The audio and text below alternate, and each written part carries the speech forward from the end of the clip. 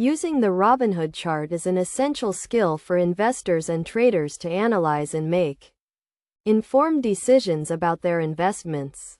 To start, open the Robinhood app and select the stock or cryptocurrency you want to view.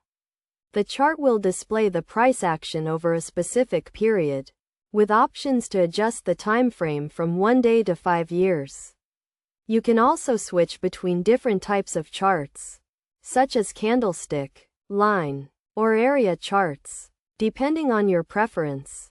The key components of the Robinhood chart include the x-axis, which represents time, and the y-axis, which represents price.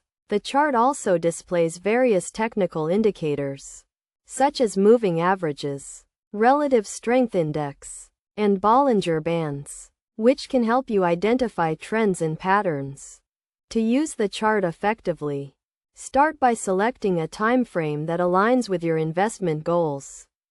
For example, if you are a long-term investor, you may want to view the chart over a 1-year or 5-year period.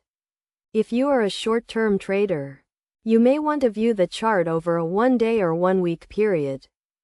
Next, look for trends and patterns on the chart, such as uptrends, downtrends, and reversals. You can also use technical indicators to confirm your analysis and make more informed decisions.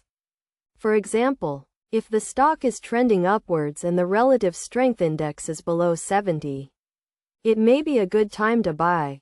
Best practices for using the Robinhood chart include keeping your analysis simple and focused on the key components of the chart.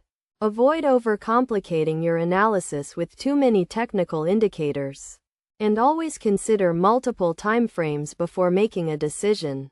Additionally, use the chart in conjunction with other research and analysis tools, such as news and financial statements, to get a more complete picture of the investment.